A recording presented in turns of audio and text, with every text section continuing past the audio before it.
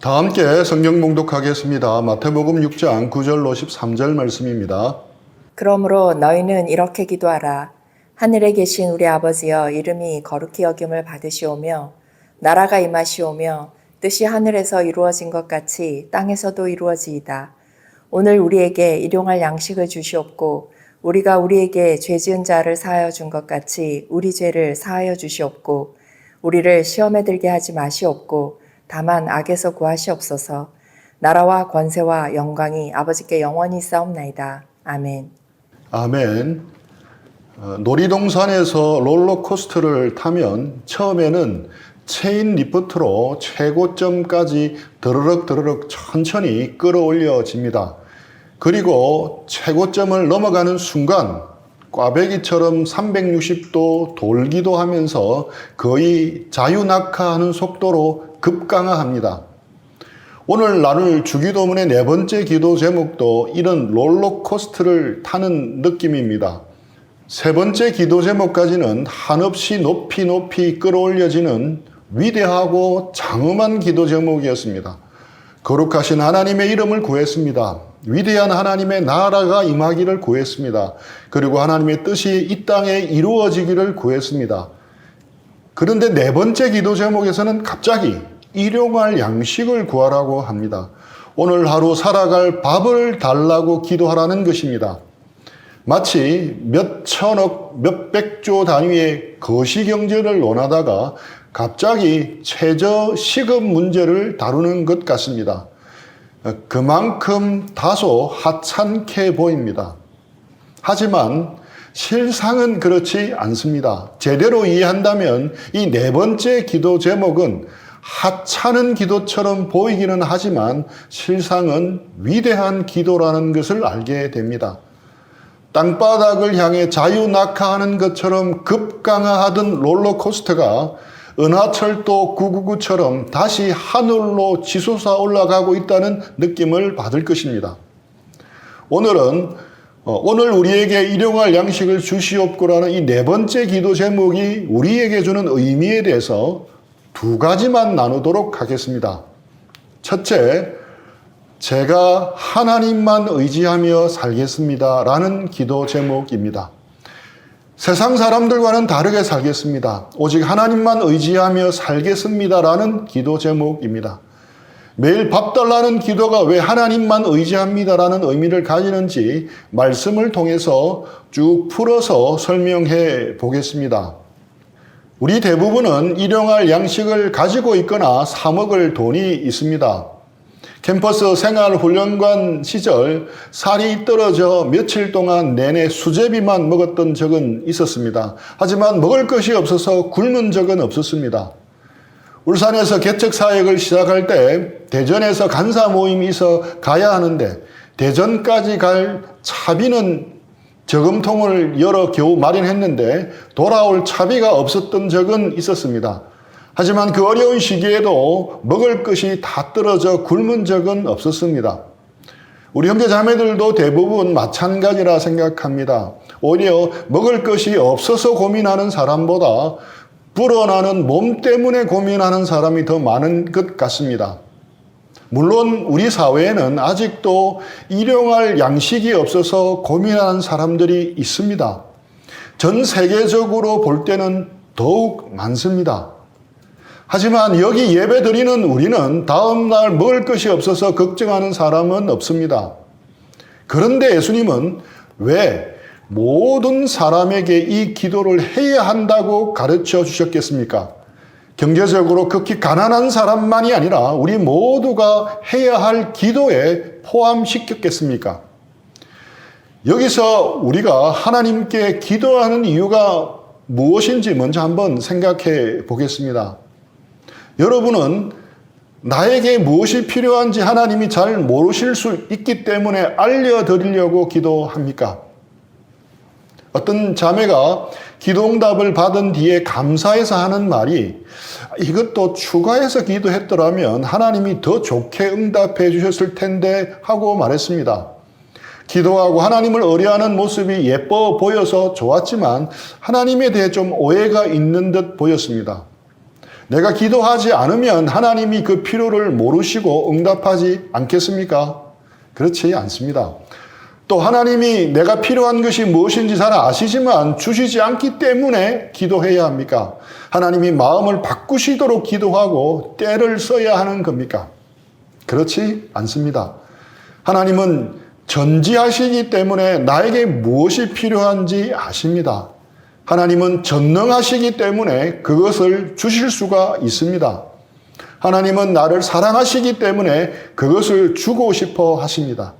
이것을 잊지 마시기 바랍니다. 며칠 전 아침에 일어나서 여느 때와 마찬가지로 하루를 시작하면서 또박또박 천천히 주기도문으로 기도를 시작했습니다. 하늘에 계신 우리 아버지라고 기도하다가 잠시 멈출 수밖에 없었습니다. 아버지이시지.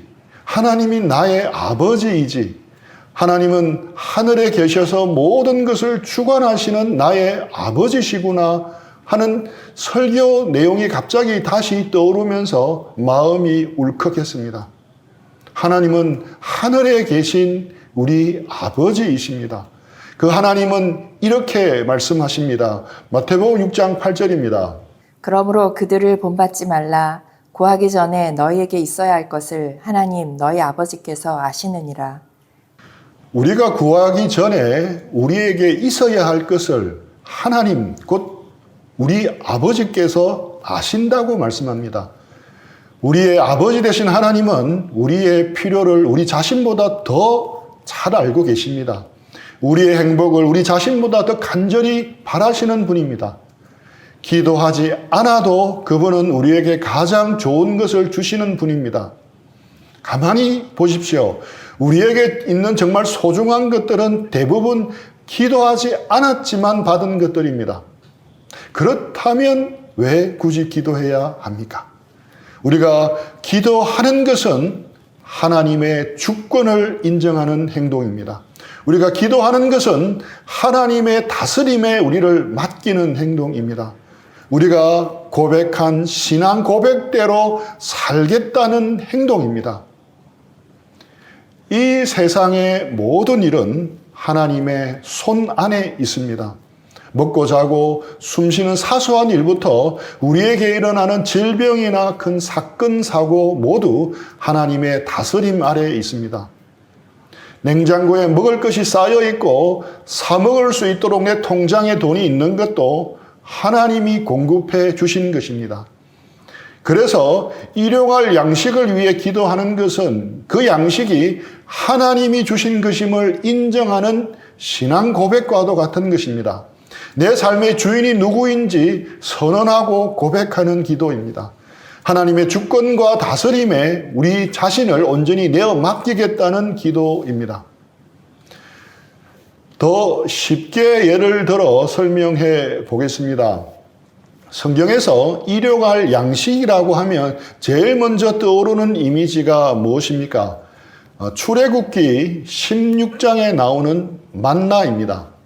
이스라엘 백성이 광야에서 먹을 것이 없을 때 하나님이 매일 아침 만나를 내려주셨습니다.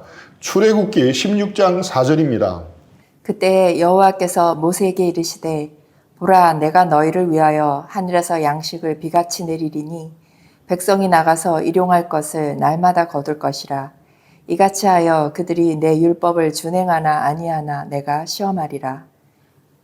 만나를 일용할 것이라고 말씀합니다. 오늘 주기도문 일용할 양식과 동일한 표현입니다.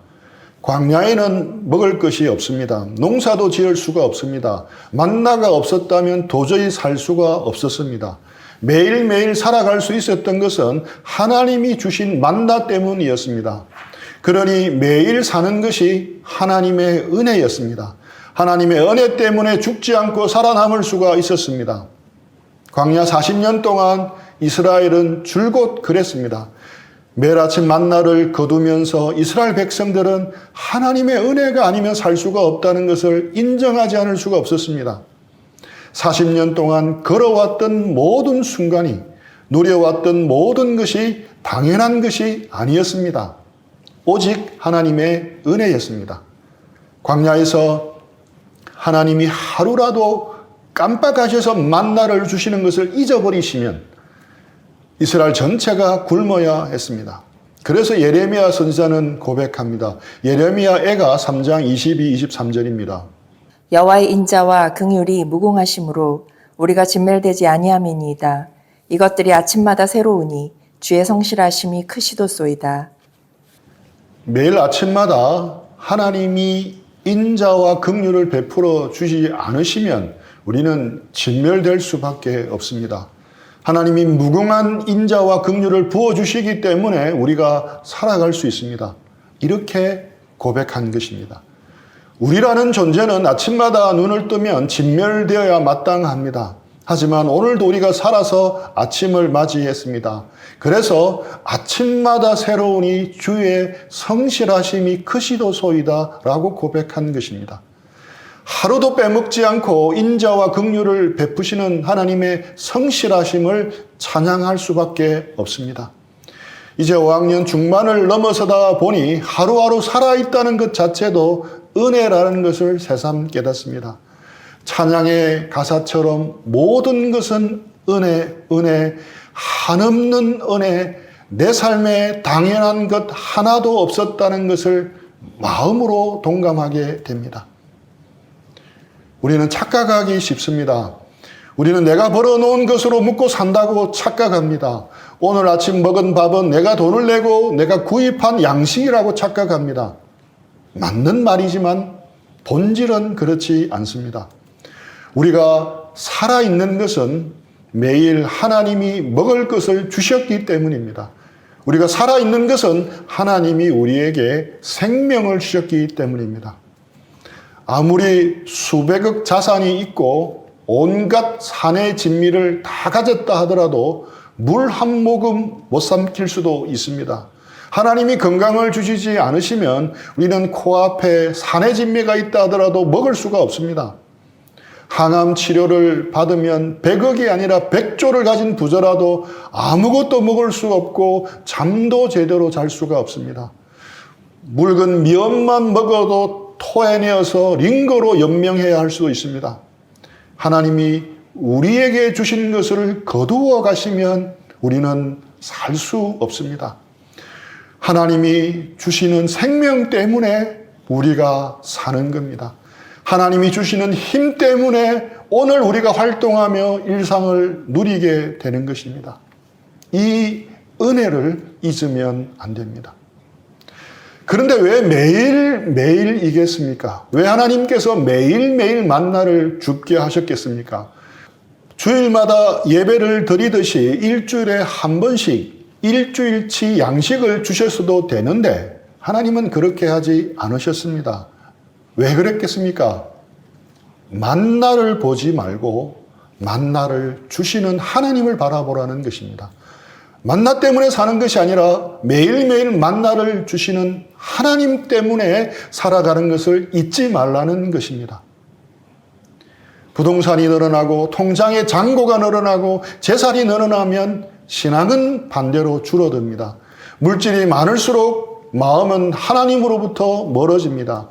그래서 일용할 양식을 달라고 하는 기도는 물질이 아니라 하나님만 의지하겠다는 결단입니다. 우리가 땅에 쌓아놓은 몇 달, 몇 년, 몇십 년치의 식량을 의지하는 것이 아니라 하나님만 의지하겠다는 결단입니다. 경제적 안정도 중요하지만 그것이 우리 인생의 안정까지 보장해주지 않는다는 것을 고백하는 기도입니다. 우리가 오늘 하루를 살아가는 것은 하나님 때문이지 내가 모아놓고 비축해놓은 물질 때문이 아니라는 것을 선언하는 기도입니다. 그래서 이 기도는 사실 알고 보면 하찮은 기도인 것처럼 보이지만 위대한 기도입니다. 또 위대한 기도이지만 위험한 기도이기도 합니다. 돈이 모든 것을 움직이는 자본주의 사회를 살아가는 우리에게 이 기도는 위험한 기도이기도 합니다. 가나안 땅에 들어가 자신이 심지 않은 포도나무와 무화과 나무에서 열매를 따먹고 자신이 짓지 않은 집에서 살게 된 이스라엘 백성들은 하나님을 쉽게 잊어버립니다. 이스라엘 백성들이 유독 금붕어 IQ라서 그렇습니까? 아닙니다. 우리도 마찬가지입니다. 우리도 물질 때문에 하나님을 쉽게 잊어버립니다. 물질적 여유가 많은 사람은 그것을 모으고 관리하고 누리느라 하나님을 쉽게 잊어버립니다. 반대로 물질적 자유가 없는 사람은 남들만큼 가지려고 애를 쓰다가 하나님을 쉽게 잊어버립니다. 가진 자, 없는 자 모두 물질 때문에 하나님을 쉽게 잊어버립니다. 경제적인 부는 언제나 상대적입니다. 돈을 많이 벌어놓은 사람은 거만해지고 반대로 모은 돈이 적은 사람은 위축됩니다. 조금 가진 사람은 더 많이 가진 사람을 늘 부러워합니다. 열심히 돈을 벌어 많이 모았다 하더라도 나보다 더 많이 모은 사람을 보면 열등의식에 빠집니다. 충분한 부를 확보했다는 생각이 안 듭니다. 다시 또 열심히 돈을 모읍니다. 아무리 많이 모아도 새로운 경쟁 상대는 끝없이 나타나게 마련입니다. 경제적인 부를 의지하여 안전을 확보하려는 사람은 이처럼 헤어나오기 힘든 늪에 빠지게 되고 매이게 됩니다.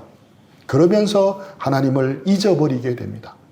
신앙이 있어도 점차 명목상 크리스찬이 되기 쉽고 무늬만 크리스찬이 되기 쉽습니다. 오늘날 우리에게 일용할 양식을 주시옵고라는 기도는 이렇게 살지 않겠습니다. 물질을 의지하고 살지 않겠습니다. 제가 하나님만 의지하며 살겠습니다. 도와주옵소서라는 기도입니다. 돈이 전부가 되어가는 자본주의 사회에서 하나님만 의지하며 살겠다는 기도입니다. 좀 더 고상하게 표현하면 경제적 자유를 누리는 것이 최고의 가치인 세상에서 하나님만 최고의 가치로 인정하고 의지하며 살겠다고 선언하는 기도입니다. 나는 도의 노예가 되지 않겠습니다. 주신 것을 잘 사용하겠습니다. 라고 고백하는 기도입니다. 이것을 알고 기도하면 이 기도 제목이 결코 하찮은 기도 제목이 아니라 위대한 기도인 것을 알 수 있습니다. 둘째, 이 네 번째 기도 제목이 우리에게 주는 의미는 이웃과 더불어 살겠습니다. 라는 기도 제목입니다. 나에게 일용할 양식을 달라고 기도하는 것이 아니라 우리에게 일용할 양식을 달라고 하는 기도입니다. 이렇게 우리가 강조된 이 기도는 그리스도인 공동체가 드리는 기도입니다. 주기도문에는 나라는 단어가 없습니다. 우리라는 단어만 있습니다. 주기도문에서 제일 많이 반복되는 단어가 바로 우리입니다. 오늘 우리에게 일용할 양식을 주시옵고 라는 기도는 1차적으로 내가 외면할 수 없는 내 가족, 동료, 형제, 자매들을 떠올리며 드리는 기도입니다. 나의 일용할 양식만 구하는 것이 아니라 우리 공동체 모든 사람의 일용할 양식을 구하는 기도입니다. 사람에 따라서 믿음의 분량에 따라서 우리라고 부를 수 있는 공동체의 규모는 달라지겠지만 기본적으로 하나님이 속하게 하신 교회 공동체 형제 자매들입니다. 함께하는 형제 자매들의 일용할 양식을 위해 기도하는 것입니다. 만약 형제 자매들 가운데 어려움이 있어 물질적인 필요가 있는 사람이 있다면 주님은 우리에게 말씀하실 것입니다. 네 것을 함께 나누어 가지라. 이것이 이 기도 제목이 가진 또 다른 의미인 것입니다. 어느 라틴 아메리카인의 기도문이 참 인상적이었습니다. 오 하나님, 굶주린 자들에게는 빵을 주시고 빵을 가진 우리에게는 정의에 대한 굶주림을 주소서. 빵을 가진 우리에게 필요한 것은 정의에 대한 굶주림입니다. 우리는 우리가 사는 세상에 대해 관심을 가져야 합니다. 우리가 우리의 이웃에게 일용할 양식을 주시도록 진심으로 기도한다면 다른 사람의 노동력을 착취할 수 없습니다. 이 기도를 진심으로 드린다면 사회적 약자의 이익과 권리에 무관심할 수 없습니다. 그러므로 이 기도는 놀라운 기도입니다. 이기적인 마음을 벗어나 이웃을 돌아보는 기도를 하게 만들기 때문입니다. 우리의 시야를 좀 넓힐 필요가 있습니다. 우리라고 할 때는 믿는 사람만 생각해서도 안 됩니다. 믿지 않는 사람들, 혹 타 종교를 믿는 사람들도 하나님의 자녀입니다. 집 나간 자식들입니다. 부모와 절연하고 사는 자식들과 같습니다. 하늘에 계신 우리 아버지는 그들을 여전히 자녀로 여기십니다. 여러 해 전이지만 지금도 복지 사각지대라는 말이 나올 때마다 회자되고 있는 가슴 아픈 뉴스가 있습니다. 송파 반지하방에서 동반 자살이라는 기사입니다. 61세 박아무개 씨와 36세의 큰딸과 33세의 작은 딸이 숨진 채 발견되었습니다. 서울 송파구 석촌동의 2층짜리 단독주택에 딸린 반지하집이었습니다. 이들의 집은 10평 남짓했습니다. 방 2개와 주방이 전부였습니다. 남편은 12년 전에 암으로 숨졌고 첫째 딸은 당뇨와 고혈압에 시달렸으며 둘째 딸은 편의점 아르바이트를 했습니다. 그런데 식당 일을 하며 생계를 책임지던 엄마가 팔이 부러져 일을 못하게 되자 매월 50만 원씩 내어야 하는 월세가 밀리고 생활비가 충당이 안 되자 그만 극단적인 선택을 하고 말았던 것입니다. 그 다음 내용이 충격적이었습니다. 그들이 남긴 하얀 봉투에는 5만 원짜리 14장이 들어 있었습니다. 주인 아주머니께 죄송합니다. 마지막 집세와 공과금입니다. 정말 죄송합니다. 생애 마지막 순간조차 그들은 미안하다고 봉투에 적었던 것입니다. 60대 어머니와 30대 두 딸은 돈 봉투를 남기고 세상을 마감한 것입니다.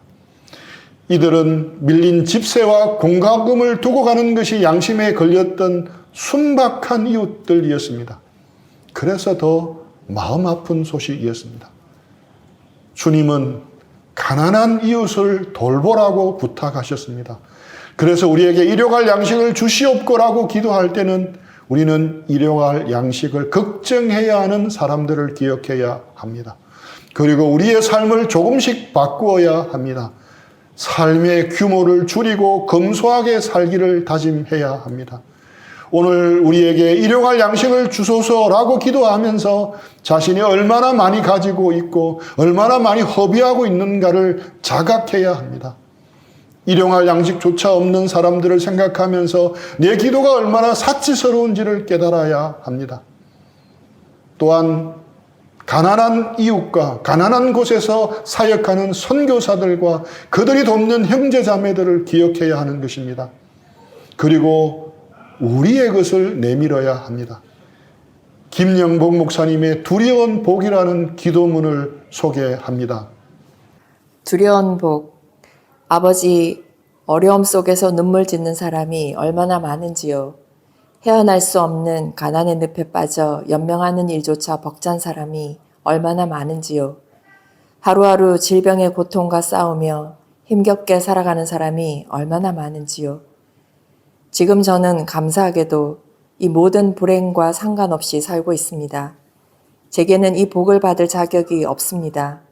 고통에 짓눌려 사는 그들보다 나은 무엇이 제게는 없습니다. 그런데 저는 그들에게 없는 복을 누리고 있습니다. 생각이 여기에 미치니 두려움이 저를 엄습합니다. 자격도 없이 받은 분에 넘치는 복이 두렵습니다. 남에게 없는 복이 제게는 있는 것이 두렵습니다. 제 복을 부러워하는 사람들의 시선이 두렵습니다. 아버지, 이 복을 붙들고 두려움에 떠느니 이 복을 나누며 기쁘게 살겠습니다. 제게 주신 복이 실은 저만을 위한 것이 아니라 모두를 위해 제게 맡겨진 것임을 깨달아 제 창고를 열게 하소서, 제 마음을 열게 하소서, 제 집을 열게 하소서, 제 삶을 열게 하소서, 저를 다스리시어 두려움 없는 참된 복을 누리게 하소서. 말씀을 마무리하겠습니다. 오늘은 네 번째 기도 제목, 오늘 우리에게 일용할 양식을 주시옵고라는 기도가 가진 두 가지 의미를 생각해 보았습니다. 첫째, 제가 하나님만 의지하며 살겠습니다. 주님 도와주옵소서라는 기도 제목입니다. 둘째, 이웃과 더불어 살겠습니다. 주님 도와주옵소서라는 기도 제목입니다. 나의 일용할 양식만 구하지 않고 우리의 일용할 양식을 구하는 기도입니다. 오늘 우리가 나눈 네 번째 기도 제목을 알고 보면 결코 하찮은 기도가 아닙니다. 위대한 기도입니다. 하나님 나라 백성으로 이 세상에서 살지만 이 세상의 방식을 따르지 않고 존귀하게 살아가겠다고 결단하는 기도입니다. 우리가 이 기도의 의미를 제대로 알고 기도한다면 우리는 변화될 것입니다. 우리 공동체도 변화될 것입니다.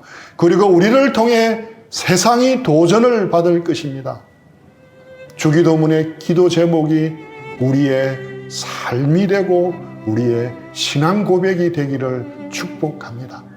우리 들은 말씀 생각하면서 기도하고 적용하는 시간들 가지겠습니다.